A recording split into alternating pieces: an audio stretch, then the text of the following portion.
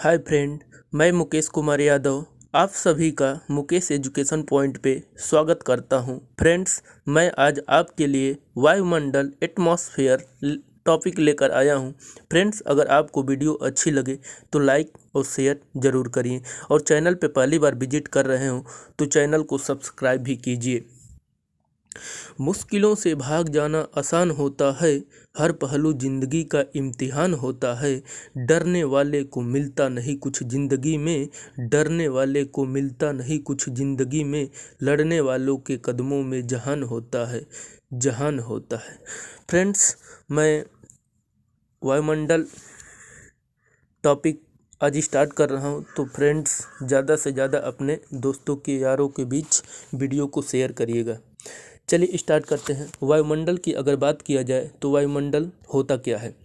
अब हम जानते हैं कि पृथ्वी के चारों ओर वायु का विस्तृत फैलाव है, तो पृथ्वी के चारों ओर वायु के विस्तृत फैलाव को एटमॉस्फेयर कहते हैं, वायुमंडल कहते हैं।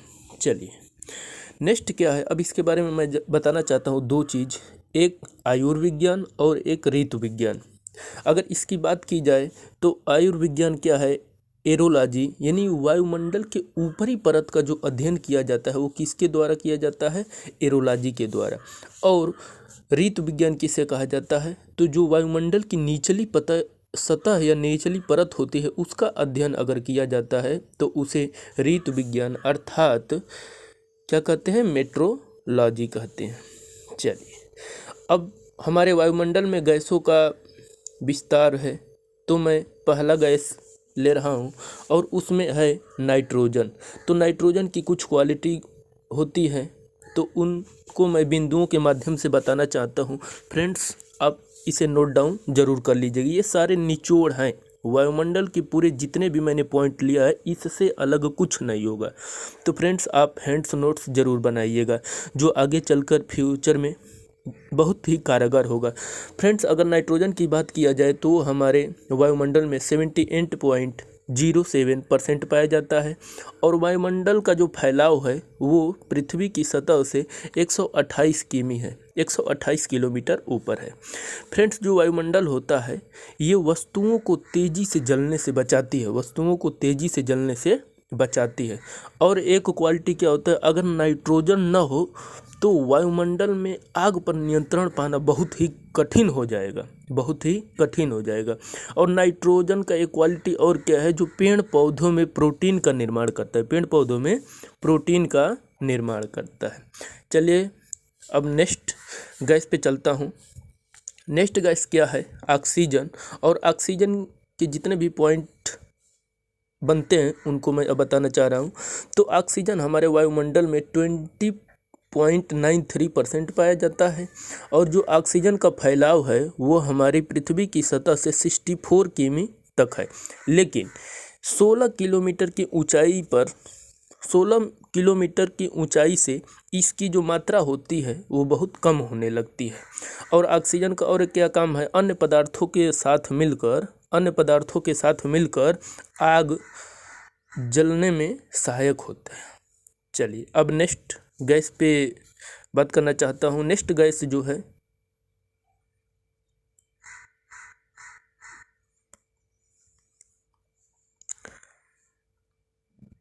CO2 अर्थात कार्बन डाइऑक्साइड। तो ये हमारे वायुमंडल में 0.03% पाया जाता है और यह सबसे भारी गैस है, सबसे भारी गैस है। भारी होने के कारण यह सबसे निचली सतह पर पाई जाती है और इसका जो फैलाव है वो पृथ्वी की सतह से 32 किलोमीटर की ऊंचाई तक है। और इसका क्वालिटी क्या है, ये जो CO2 होता है अर्थात कार्बन डाइऑक्साइड, ये ग्रीन हाउस प्रभाव के लिए उत्तरदायी होता है, ग्रीन हाउस प्रभाव के लिए उत्तरदायी होता है। ग्रीन हाउस प्रभाव के कारण वायुमंडल की निचली परत गर्म होती है। जैसे जब सूर्य होता है तो हमारी जो निचली सतह होती है वो गर्म होती है, तो किसके कारण होती है, ग्रीन हाउस इफेक्ट के कारण होती है। चलिए अब नेक्स्ट गैस की बात करना चाहता हूँ। नेक्स्ट गैस क्या है, आर्गन। आर्गन पे मैं बात करना चाहता हूँ। तो ये हमारे वायुमंडल में 0.93% पाया जाता है। आर्गन से सिर्फ इतना ही है, कोई विशेष पॉइंट नहीं बनते हैं। अगला जो है वो है ओजोन। तो ओजोन जो है ये हमारे पृथ्वी की सतह से 10 से 50 किलोमीटर की रेंज में पाया जाता है और सूर्य से आने वाली, सॉरी दोस्तों ये परावैंगनी किरणें है ना, सूर्य से आने वाली जो परावैंगनी किरणें होती हैं उसका कुछ भाग अवशोषित कर लेता है, और ये बहुत ही कारगर होता है। क्योंकि अगर सूर्य की परावैंगनी किरणें अगर डायरेक्ट पृथ्वी पे आने लगे तो कैंसर संबंधी बहुत बीमारी फैल जाएगी, इसलिए ये बहुत ही कारगर होता है। अब हम जानते हैं वायुमंडल की परतें। तो वायुमंडल की परतें मैं बता दूं कि 5 परतें होती हैं। कितनी परतें होते हैं? 5 परतें होती हैं। तो इनके बारे में एक एक मैं बता रहा हूँ, ध्यान से नोट डाउन करिएगा। क्षोभ मंडल होता है, फर्स्ट क्या है? क्षोभ मंडल। सेकंड है समताप मंडल, और थर्ड है ओजोन मंडल, फोर्थ है आयन मंडल, और फिफ्थ है वायुमंडल। और इनकी मैं ऊंचाई की भी बात कर लूँ तो जो क्षोभ मंडल होता है ये 0 से 18 किलोमीटर तक होता है, 0 से 18 किलोमीटर। और समताप मंडल की अगर बात किया जाए तो 18 से 32 किलोमीटर तक होता है, 18 से 32 किलोमीटर तक। और जो ओजोन मंडल है, ओजोन मंडल, इसे मध्य मंडल भी कहा जाता है, तो ये 36 से 60 किलोमीटर की दूरी पे है, 36 से 60 किलोमीटर की ऊंचाई तक है। और अगर आयन मंडल की बात किया जाए, फोर्थ नंबर, तो ये है 60 से 640 किलोमीटर तक। और अंतिम वायुमंडल, और वायुमंडल की अगर बात किया जाए तो ये 640 से ऊपर तक, अर्थात 640 के ऊपर तक है, इसकी ऊपरी सीमा फिक्स नहीं है। चलिए अब मैं एक एक विस्तार से बताना चाहता हूँ सभी मंडलों के बारे में। तो फर्स्ट मंडल मैं ले रहा हूँ क्षोभ मंडल, और इसके बारे में जानते हैं कि कितने पॉइंट बनते हैं। क्षोभ मंडल, अगर क्षोभ मंडल की बात किया जाए तो ये सबसे निचली परत है, और ये ध्रुवों पे 8 किलोमीटर तक तथा विषुवत रेखा पर 18 किलोमीटर तक इसका फैलाव है। चलिए, और हम जानते हैं कि मौसम संबंधी जितने भी घटनाएं होती हैं, वो क्षोभ मंडल में होती हैं। जैसे बादलों का बनना, आंधी, वर्षा, कोहरा आदि जितने भी प्रकार की मौसमी घटना होती हैं वो सभी क्षोभ मंडल में ही होती हैं। क्षोभ मंडल का अन्य एक नाम है जिसे संवहन मंडल कहते हैं, और एक अन्य नाम है जिसे अधोमंडल भी कहते हैं। तो क्षोभ मंडल के इतने पॉइंट्स फ्रेंड्स नोट डाउन कर लीजिएगा, और मैं आशा करता हूँ कि वीडियो अच्छी लग रही हो।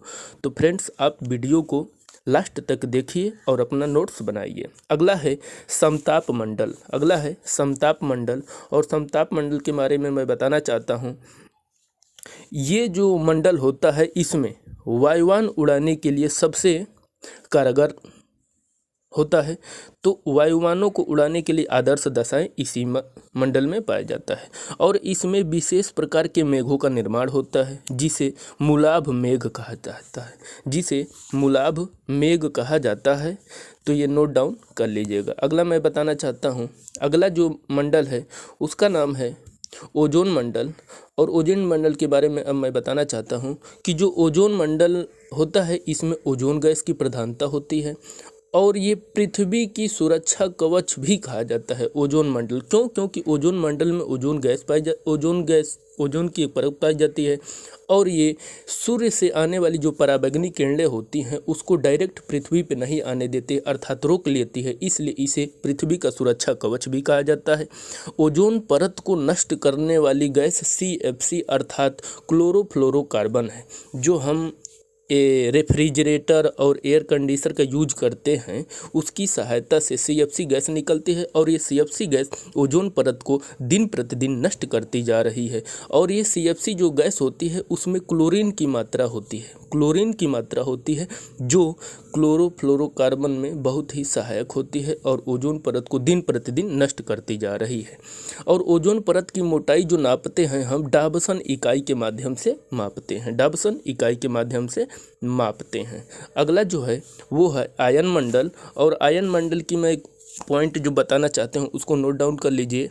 आयन मंडल में वैसे तो कुछ विशेष नहीं है, लेकिन इसे संचार माध्यम भी कहा जाता है। संचार माध्यम की व्यवस्था इसी आयन मंडल में किया गया है। तो इस मंडल में मैं बताना चाहता हूँ कि जैसे पृथ्वी पे रेडियो हम लोग सुनते हैं, टेलीविज़न देखते हैं, और एक टेलीफोन जो होता है टेलीफोन, तो इसका प्रयोग हम जो लोग भी करते हैं वो किस मंडल के माध्यम के द्वारा किया जाता है? आयन मंडल के माध्यम से किया जाता है। क्यों? क्योंकि संचार के जो भी माध्यम होते हैं वो इस मंडल में व्यवस्था, जो भी तरंगे होते हैं E1 E2 F1 F2, तो इसके माध्यम से ही हम लोग यहाँ पर घर बैठे आराम से फ़ोन से टेलीफोन से बात कर लेते हैं, टेलीविज़न देख लेते हैं और रेडियर के माध्यम से किसी भी चीज़ का पता कर लेते हैं कौन वस्तु कहाँ है। चलिए फ्रेंड्स, अगला, तो इसलिए इसका जो माध्यम है वो संचार माध्यम के रूप में हम लोग जानते हैं। चलिए अगला मंडल की मैं बात करना चाहता हूँ, और अगला जो मंडल है उसका नाम वायुमंडल है। और जो वायुमंडल होता है ये वायुमंडल की सबसे ऊपरी परत होती है, तो अर्थात इसकी ऊपरी सीमा निर्धारित नहीं है। ये नहीं कि बाकी सभी परतों की जो ऊंचाई है वो निर्धारित है, लेकिन वायुमंडल की कोई भी ऊंचाई निर्धारित नहीं है। और इसमें हाइड्रोजन और हीलियम गैस सबसे हल्की गैसों की प्रधानता होती है। और इस मंडल में एक खास बात आता है कि ऑरोरा ऑस्ट्रेलिस और ऑरोरा बोरियालिस जैसी घटनाएं इसी मंडल में होती हैं। फ्रेंड्स, ये मैं आप सभी के लिए वायुमंडल का वीडियो बनाया। फ्रेंड्स, अगर आपको वीडियो अच्छी लगे हो तो लाइक और शेयर ज़रूर करिएगा, और अपने फ्रेंड्सों के बीच ज़्यादा से ज़्यादा शेयर करिएगा। और चैनल पे पहली बार विजिट कर रहे हो तो चैनल को सब्सक्राइब भी करिएगा। मुकेश एजुकेशन पॉइंट में आप सभी का ज़रूर वेलकम रहेगा। तो फ्रेंड्स, ज़्यादा से ज़्यादा वीडियो को शेयर करें और अपने दोस्तों यारों को बताएं कि मुकेश एजुकेशन पॉइंट को ज़्यादा से ज़्यादा सब्सक्राइब करें। फ्रेंड्स, मैं बताना चाहता हूं कि शिक्षक केवल सफलता का रास्ता बता सकता है, लेकिन उस रास्ते पर चलना आपको ही पड़ेगा। सफलता का कोई शॉर्टकट नहीं है, इसे एक सीढ़ी चढ़कर ही प्राप्त किया जा सकता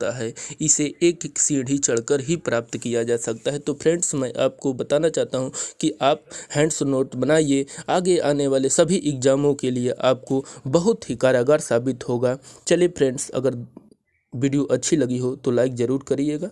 मैं सभी को स्वागत करता हूं और ज़्यादा से ज़्यादा मेरे चैनल को सब्सक्राइब करिएगा। धन्यवाद।